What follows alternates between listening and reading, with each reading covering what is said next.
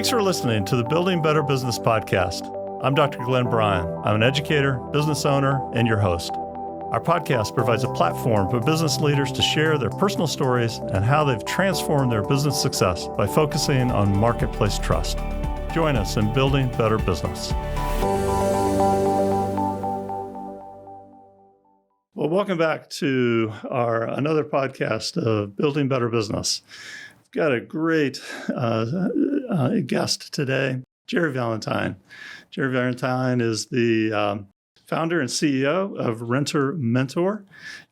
He is a graduate of Ohio University. Welcome, Jerry. I appreciate it. Thank you for having me, Glenn. Glad to be here. Yeah, let me give you a few of the accolades here. Jerry, when he was at Ohio University, received the Man of Black Excellent Alumni of the Year Award. Congratulations on that. And then he was part of the class of 30 under 30 Power Tech Player honorees with ComSpark of Central Ohio. And then most recently, he's a graduate of PACT Near East Side Leadership Academy. I think this is a young man that's on the move, and he is building business with social concern. Yes. Jerry, again, thank you for coming and visiting with us. Appreciate it. Building Better Business podcast is focused on kind of the human side of business. We're about building great businesses, but we're also about building businesses that have character, culture, take care of their customers, and then build community. And I think we have a lot to talk about when we talk about community with what you're doing. Absolutely. Well, Jerry, talk about your journey. How did you get here? How's a young man go to Ohio University? Sorry, can't make that mistake. No. Yeah, don't do that. Bobcats will get you. Yeah, they will. They'll come after us. But listen, how does a young man go to Ohio University? From Cincinnati too, right? Is that where you're from? Yeah. Born and raised, Cincinnati, Ohio. And here you are in Columbus, Ohio. And you're building a very successful business right now that has a social concern. Talk to me about your journey. Yes.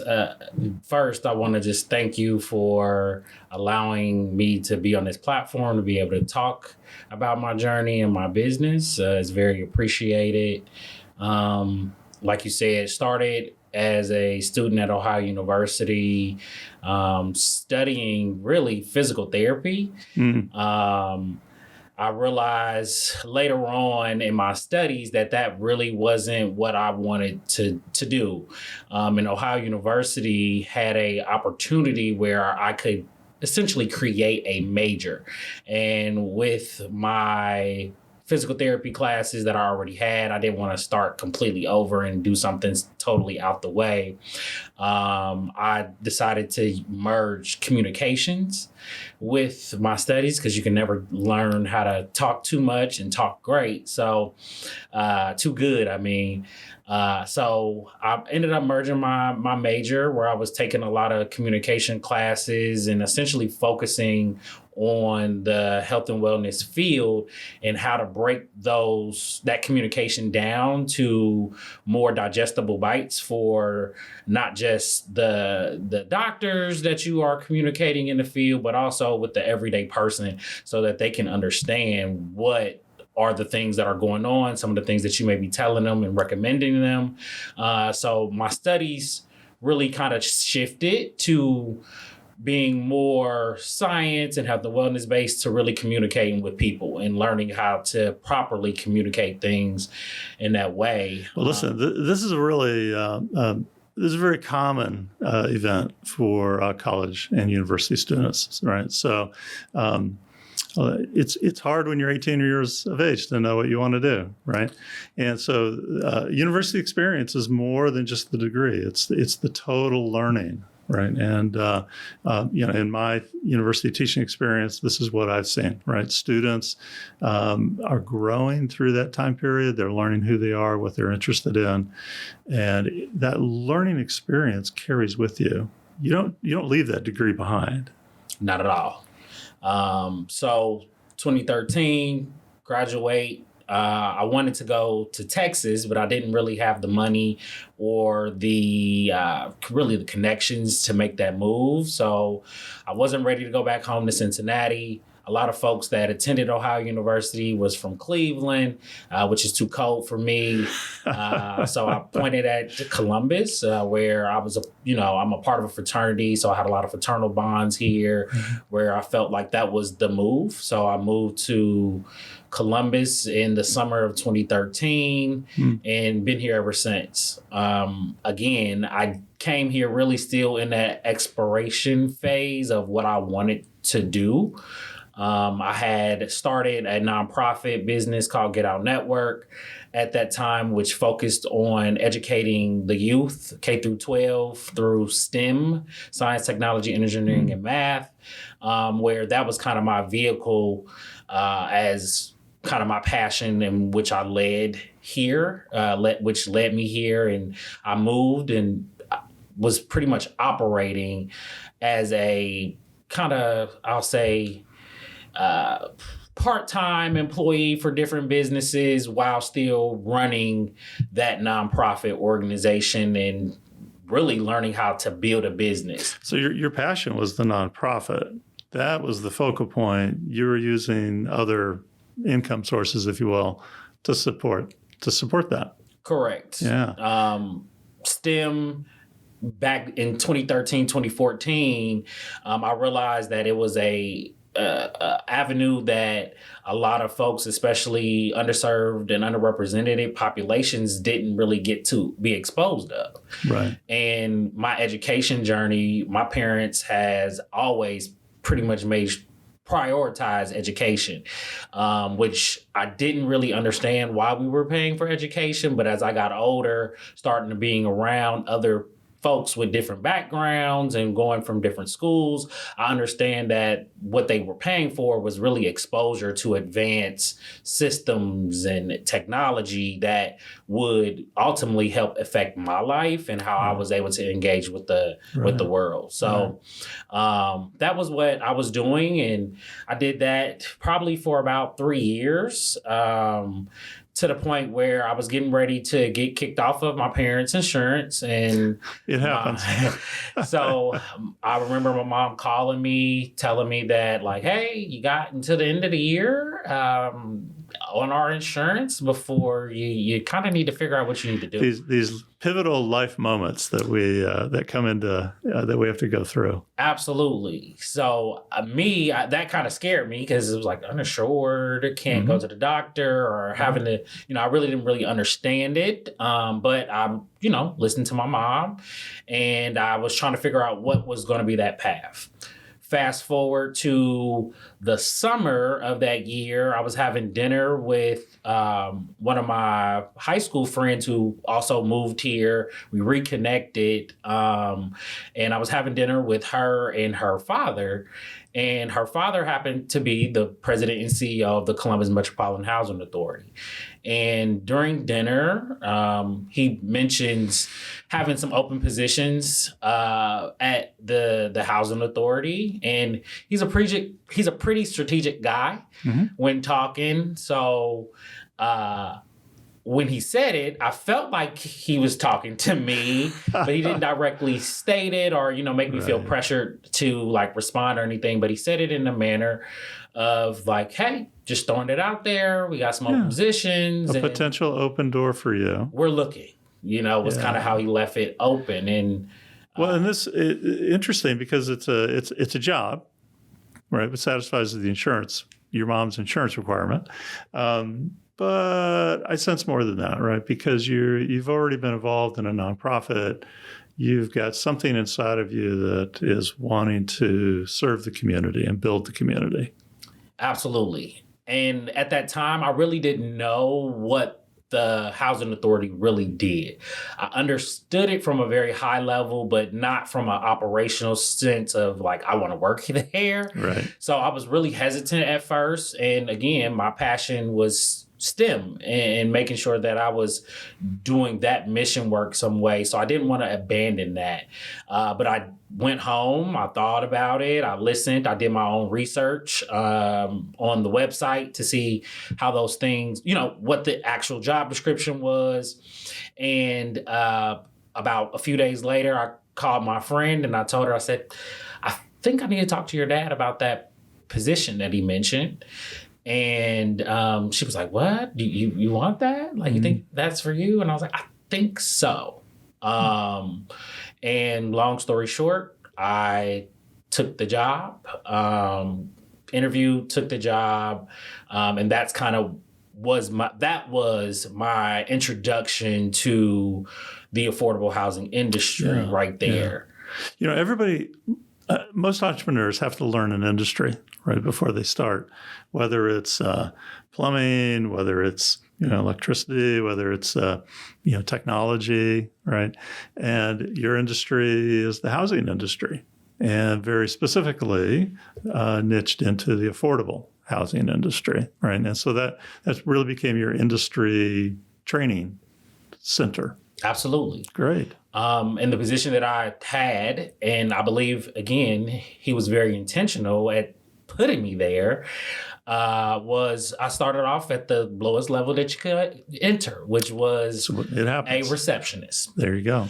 And that was the best position that anyone with no knowledge, really, or no foundational knowledge of this space, of that business, could really start at, because you deal with everyone that comes into that door, from who's going to see the C-suite, who are the vendors and the partners that are dealing with, who the clients on the program, the landlords that were serving the program, people that were inquiring about the program, everyone that was in and out of that door, I got to deal with in some capacity. And not only I got to deal with the people, but I also was handling different paperworks on all different levels, because we were the gatekeepers of it all, the front door to it all, where most of the processes really started at the desks and collecting papers. So we had to really know a little bit of everything about the business in order to properly serve that front desk.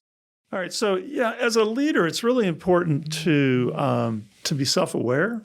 It's also important not to allow hubris and ego to come into play, right? Which is why we always talk about that leaders are learners, right? And we want to have mentors around us, people that can challenge us, people that can speak into our lives, right? And because look, the difficulty as you grow a business, as you're doing right now, is that all of a sudden you think that the reason why your business is so successful is just because of you.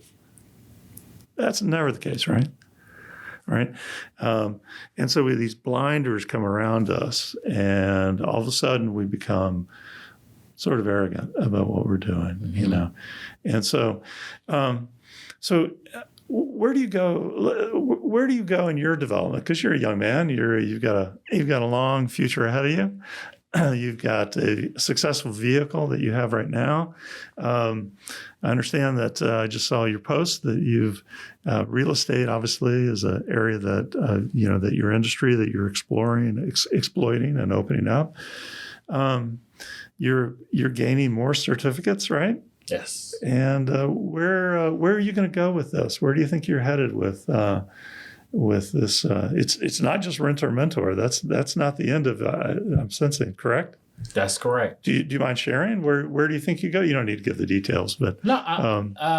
I think, and this is just to tie the renter mentor piece to my overall mission work, and what I feel like the calling is to really bring systemic change into the real estate space.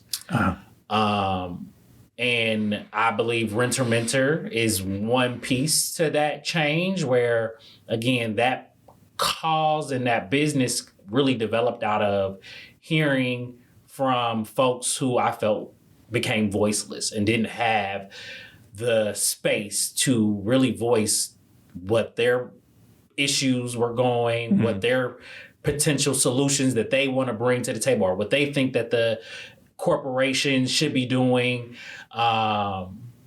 where I listened. I was able to take that advice and then create this business in order to bring that to life and bring it to the table, and then start being able to get opportunities to be in meetings with, the affordable housing industry and top CEOs, to be able to speak to these things in a competent way that were sparking minds. So with the continuous development of the real estate space, it's really an industry that has been needing some change for quite some time, even outside of the affordable space. Yeah. Where, again, a lot of it stems from just the lack of diversity of the space. So the more rooms, the more licenses and certifications that I can get to position myself to be able to bring that perspective, bring that diversity into the space, that is what I'm supposed to do in order to shift the industry. I believe the real estate space is at a stage of currently getting disrupted. Yeah. And it doesn't like it. I don't think anyone likes changing sometimes. No industry likes to be disrupted. Right. So I think it's a lot of things that are going, that may be rough right now because the industry is trying to change, and there is more diverse voices starting to come in. There are more people that are getting these certifications that didn't used to have them, or these licenses that didn't used to have them, where I would say I'm uncomfortable, but I know that I'm supposed to be there with the opportunity. So I would say the overall goal is to continue just to challenge the real estate space from a systemic perspective in order to bring the proper change it needs in order to be better. For all of humanity, that it's supposed to be opportunities to be able to have and get into. I tell my students all the time that if they want to change the world, and all college students want to change the world, right? That seems to be their slogan. And nothing wrong with that, right? But if you want to change the world, a really effective way to do that is to do it through business, right? And again, we want to underscore, right? Renter Mentor is a for-profit enterprise. It's not a nonprofit. Right. It's a for-profit, which means it has to be sustainable. And as we've talked about off camera, the other ventures that you're looking at are also revenue stream producing, right? Yep. So again, underscoring the fact that mission, purpose can align very well with for-profit businesses, right? As we go forward. Speaking of, you in, was it 2021? You were a Spark Award winner with Renter Mentor with the Better Business Bureau. And the Spark Awards are for businesses that are less than 4 years of age, and I think they're looking for entrepreneurs that are 35 years or younger. Yes. Obviously, I can't apply for that, but you did. How was that experience that you went through? Was it self-reflecting? Did it help you in any way? Absolutely, it was super helpful. Thank you to the BBB for that opportunity.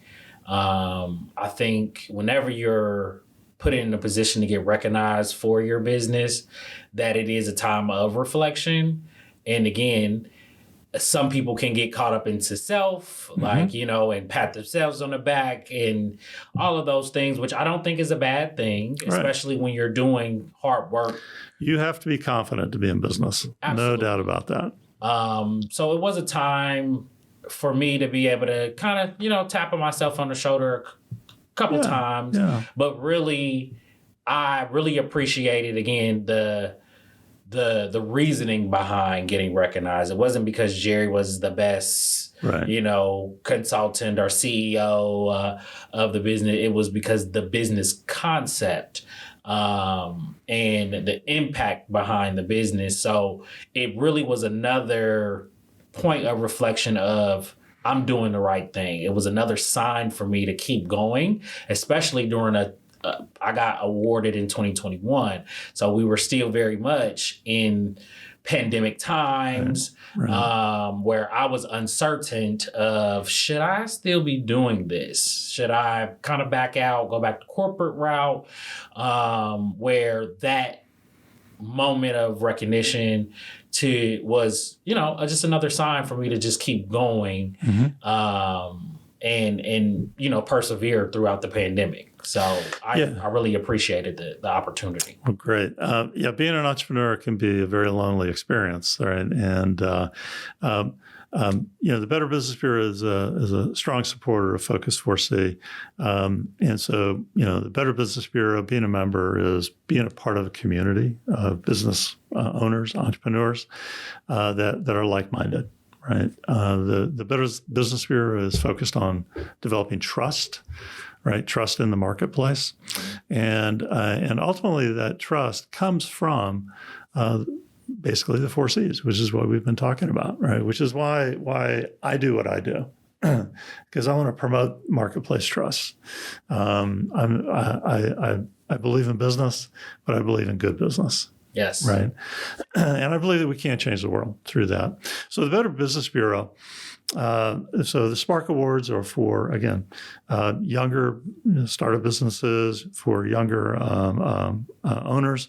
And then there's the Torch Awards, which are for more established businesses that have been around for a while. And so for our listeners, if your company is interested in that, you should explore that at the Better Business Bureau, and think about applying for that. Yes.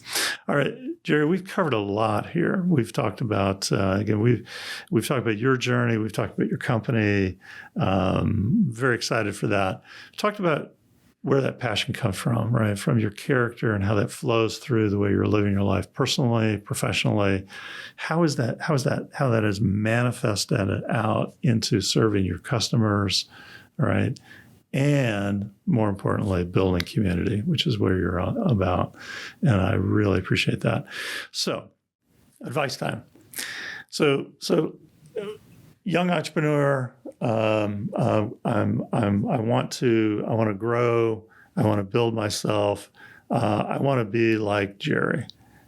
I want to be like Jerry. What's your advice for them?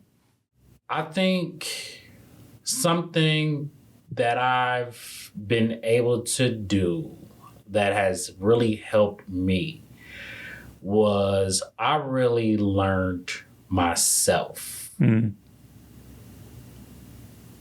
I don't think I can express how important it is to really be in tune with yourself on all levels.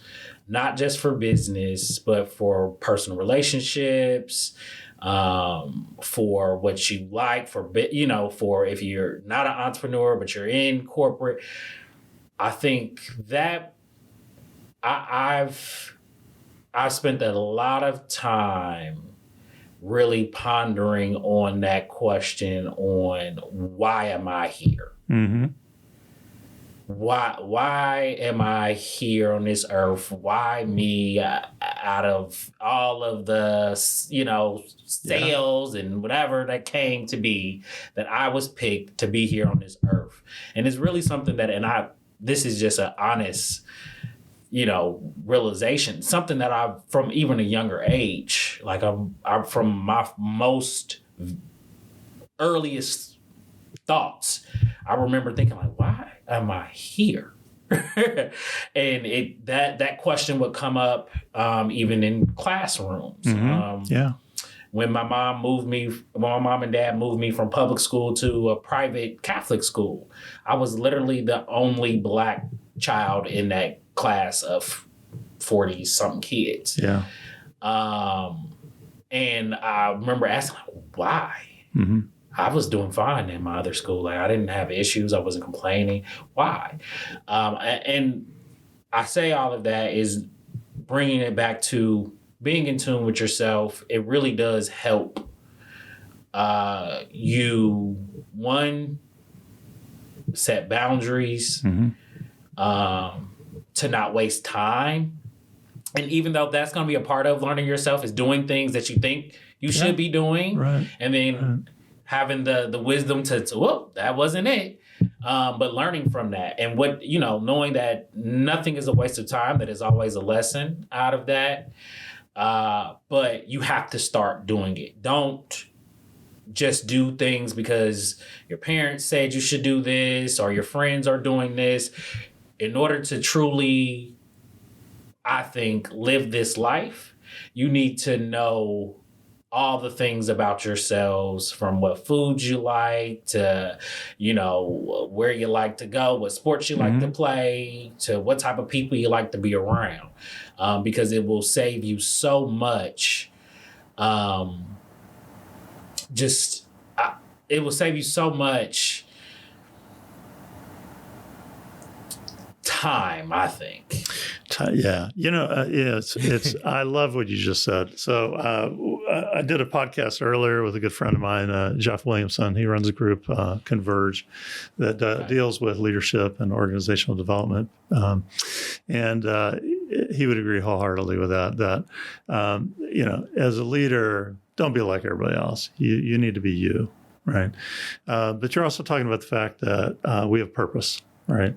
And what is that purpose and how do we fit into that? Right. And again, look, this comes from self-reflection.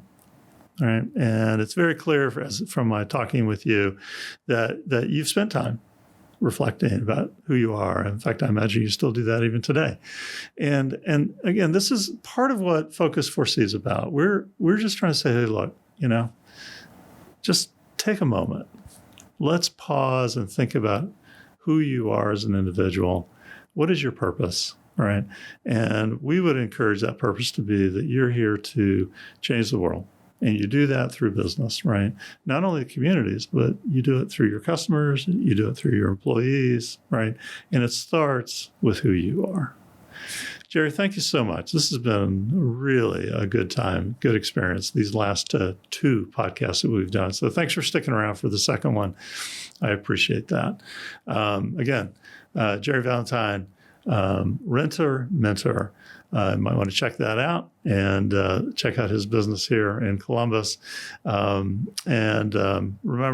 focus4c.com and check out our newsletter, and we'll be happy to be an educating source for you in your own development. Thank you, Jerry. Thank you. Thanks for listening to the Building Better Business podcast. To stay up on the latest episodes, be sure to subscribe and go to focus4c.com to sign up for a weekly newsletter for more stories and practical applications.